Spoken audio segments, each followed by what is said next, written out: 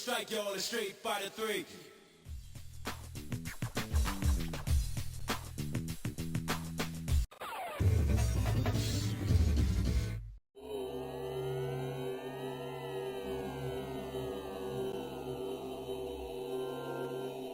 The mark of my dignity shall scar thy DNA.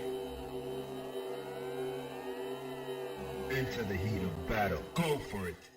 Okay, so when you take a look at GILL, admittedly, when you compare him to the likes of M. Bison, he does seem like a bit of an uninteresting boss. However, over the years, GILL has become more popular for how unique he really is. Before we get into that, however, let's quickly go over GILL's backstory. GILL, like his brother Urien, is a Greek man who was taken during his childhood to be a part of the secret society.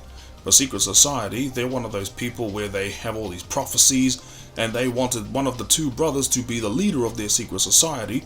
Over the years, with a lot of experimentation and infusing them with powers and seeing which one would come out on top, ultimately GILL was chosen to be the leader of the secret society. And if you couldn't tell by looking at his body, the red and blue colors on him were of course a result of the alterations given to him by the secret society. His younger brother Urien has similar alterations, but he doesn't share the same split down the middle half and half color. The differences between these brothers, aside from their personalities, with GILL being benevolent and Urien being very arrogant and self-entitled, GILL wields ice and fire powers, cryokinesis and pyrokinesis. Urien has control over earth metals and electricity.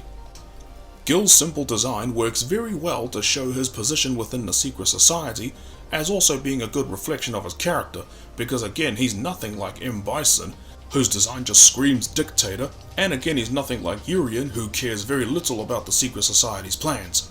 However, the rivalry between these two is rather complex. I mean, yeah, on the surface it does just look like brothers battling over a high position, but at the same time they've both been robbed of their childhood, which naturally but unfortunately does create a divide between siblings. However, going back to GILL's design with his red and blue color scheme, this was a design choice created to have GILL be the first character that wasn't a direct mirror of himself when he switched sides. Notice when other characters switch sides, like Sagat back in the past, his eye patch would switch sides, but GILL on the other hand, whenever he jumps to one side of the screen and he turns around, his body doesn't change its colors, they stay on their respective sides. And this not only goes for just his body, but also his moves changed as well. I can only imagine what a nightmare it must have been to program all of this into the game. So I definitely give the team props to that, good job. I just wish he wasn't as cheap. Seriously, he's a fucking bastard. Kneel before your master.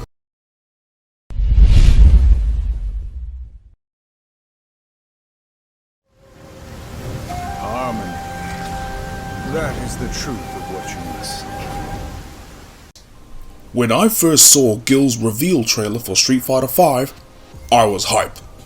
And that's for many reasons. One of them was, yay, it's another Street Fighter boss that made it into Street Fighter V. 2, it's a Street Fighter 3 character that everyone remembers fondly, and not so fondly. And third, I was just interested to see the different changes they made to GILL's gameplay so that he could fit in line with the other characters in the roster. And holy hell, I was not disappointed. The changes they made to GILL are friggin' marvelous. He is one of the most difficult and yet one of the most fun characters to play in recent Street Fighter V. And I gotta say, the changes they made to him, but also the similarities they kept, are just as fascinating. So let's start off with what is similar. So he does have his normal fire and ice attacks like he did before, but unlike before, this time they are not side dependent, because this time the change they've made to GILL, rather than making him a charge character like his brother Urien, he is now a command motion character, and the commands are actually similar to the sides of his body. You'll notice that he is the only character in this game that actually has a closed stance when he's on the player 1 side. This is so that you always remember the commands for his attacks. His red arm is facing forward the whole time, so when he's on the player 2 stance, you'll see the front of his body facing the camera. When he's on the player 1 side, his back is facing the camera to keep his red side forward. So, Every quarter circle forward motion, whether it be quarter circle forward punch or kick, those are his fire attacks. Quarter circle back is for his ice attacks. So pyrokinesis and pyro lariat are quarter circle forward. Cryokinesis and cryo lariat are quarter circle back.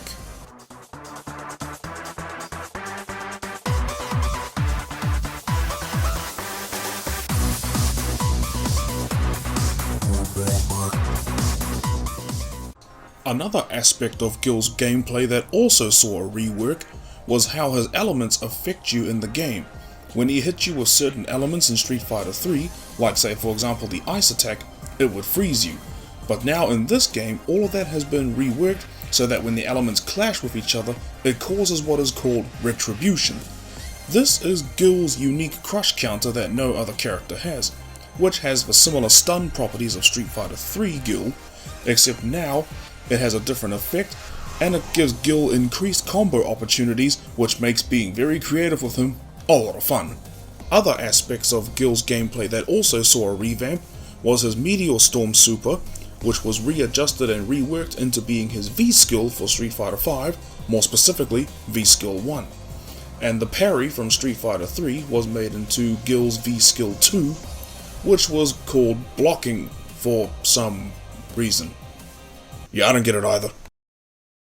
Luckily, what I do get is how effective both of his V-triggers can be depending on your type of playstyle. V-trigger 1 is Primal Fire, which is very good if you're the aggressive type of player, which is of course very well associated with the color red or the element fire. Or if you prefer specific mix-up type situations, then Ice of Doom is the way to go, as GILL has the ability to lay down an ice trap close, mid or far, and he gains a new multi-hitting projectile called Tree of Frost, both of which leave the opponent in a freezing state. So basically, long story short, GILL was recreated to be a complex and yet the most fun character to experiment with in this game. Well, at least in my opinion anyway. But now I want to get into something that's a little bit more specific and a little more out of the ordinary. We're going to talk specifically about GILL's stance. Now for this portion of the video, I need some help. Idol, where you at?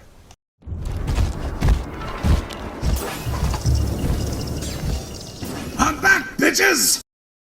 Here's a dance you all can do. Let me introduce to you Frozen. Everybody dance. As I stated before, with GILL's side switching being necessary for visual clarity as well as remembering input backwards and forwards, these weren't the only two aspects to keep in mind.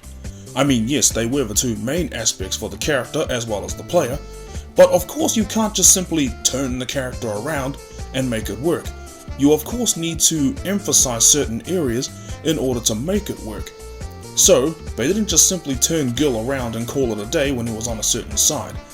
The game was actually designed around the character himself, hence the retribution system. And similar to all the rest of the cast, GILL's poses when he's doing attacks and special moves, they obey the 5-degree rule that a lot of the characters were given in this game to make their poses more dynamic, and GILL does this twice when he faces both front and back. He faces 5 degrees towards the game's camera, whether his front is towards the game's camera or whether his back is towards the game's camera. Doing this allows his poses from either side to be easily readable. So, as you can see, very smart design choices. As stated before, Idol also does a good job at having good readable poses that make his attacks stand out and easy to understand. But he does it in a much different way to GILL. You'll notice that with Idol, well, take a look at this.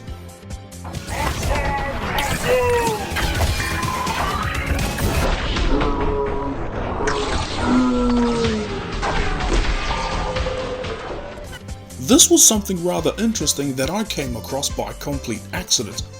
The reason why this looks so awkward is because Idol is not meant to backface towards the game's camera.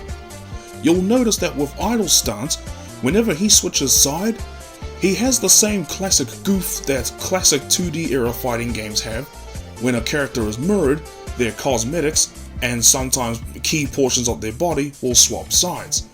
So, Idol's warrior head is always meant to be front facing, and when he switches sides, the body magically switches itself around, so that the warrior head is always in front. The reason being is because Idol needs to be always facing the front, but also his faces are distinct. The warrior one is angry, and the mage one is a little more calm and focused. And if he was to switch sides normally, you wouldn't be able to see that. And I know what you're thinking the alternative should be. Well then, don't have him facing towards the game's camera backwards, but instead just have him switch his weapon around and the heads can stay on their different sides. Well, no, that wouldn't work either, because then the mage head would be in front and the warrior head would be in the back. The reason why this magic switch happens is so that the warrior head being in front shows that the warrior head is meant to be the front runner. It's the soldier who's on the front line leading the charge, whereas the mage head is kinda like the king that sits in the back giving the orders. The two sides of Idol's body magically switching sides not only makes sense for the game's animation, but it also makes sense for the character himself. Sometimes video game logic is better than actual logic, similar to GILL, but different in that sense as well. And with that, I think I'm gonna leave it there.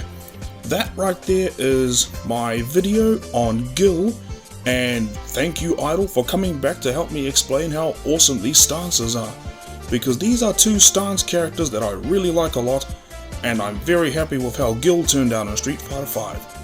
And with that, that wraps up part 2 of Recreating Impact, Recreating GILL. Thank you for watching, and actually, now that I think about it, did I have a part 3? Oh yeah, I did have a part 3. Who's in part 3?